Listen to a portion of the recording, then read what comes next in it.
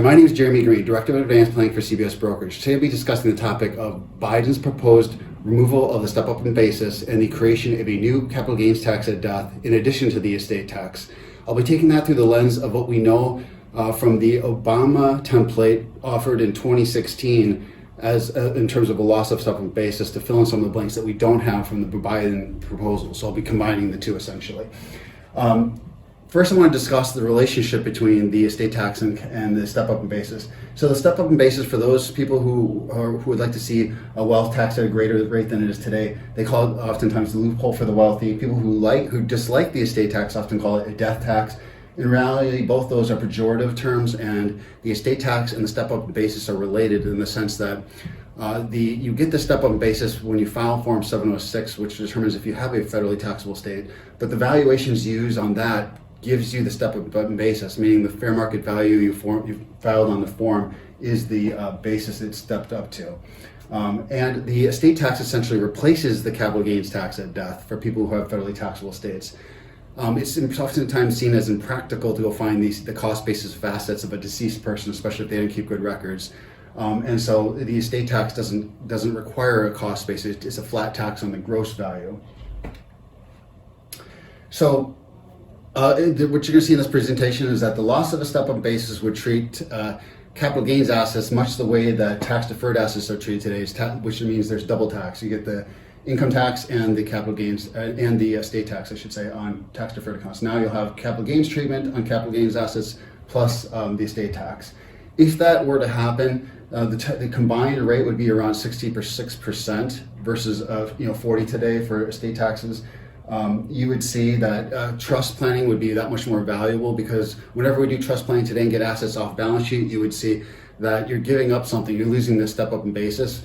Well, if there was no step-up in basis, there'd be no give-up then. And so that trust planning would be a lot more important. Secondarily, trust would not have a automatic trigger at death of a tax. So holding assets in trust would be that much more valuable.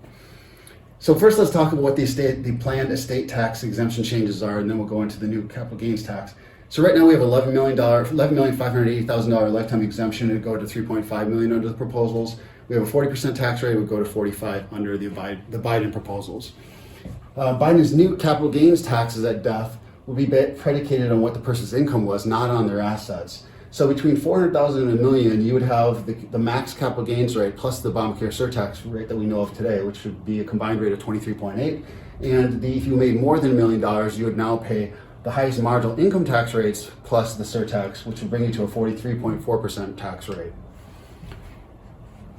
So in addition to that, and this comes directly from the Obama proposal of 2016 as a template for what Biden might be looking to do, as a proposal. Under that proposal, gifts of appreciated property, both charities and individuals, were taxable. So that would be a taxable event in the year of the sale. So, for example, today, if we were going to give $1 million of fair market value using stocks and with a basis of $500,000, you'd have $1 million charitable deduction. You'd have a $500,000 taxable bill. The capital gains on that would be $217,000, assuming a tax rate of 43.4%. So the actual net value of the deduction would be $217,000 in this example, and I only use this as an example. So loss carryforwards would be allowed on the individual income tax return, the final individual income tax return, to an unlimited degree, and capital gains tax would be deductible against the estate tax return, the gross value of the estate tax return. So I have an example here where we're using a $1 million fair market value, a cost basis of 0, and it assumes a rate of 40%, not the 45% Biden tax rate. So in that example, we would have $400,000 of estate taxes on per million. We'd have capital gains of $434 per million.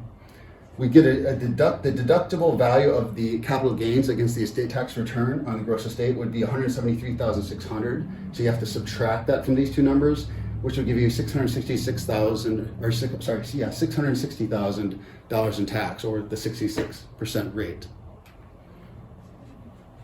So there are some exemptions and so forth, and this information and exclusions. This information was taken directly from the Obama proposals in 2016 for 2017. So gains on tangible property, personal property, is excluded completely.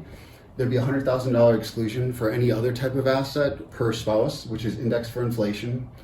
And there'd be the $250,000 exclusion on residences for gains would be maintained per spouse. Those would be portable, as they are for estate tax purposes.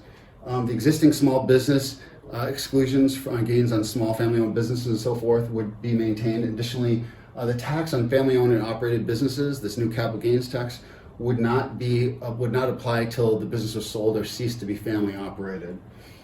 There would be a new 15-year tax schedule to pay these new capital gain taxes, except for any kind of liquid investment or publicly traded security. So that would not be eligible for installment payments. So just to summarize, a loss to step-up base would treat capital gains assets much like we treat tax-deferred accounts. Planning for trust, and it would be that much more valuable because there'd be no loss to step-up basis anymore, and because of the higher tax rates, and that death is not a trigger for the tax inside a trust. Thank you so much for watching. I hope this was helpful to you. If you'd like to look us up on the web, please do so. If you have any cases you'd like to discuss, contact information is here. Thank you so much.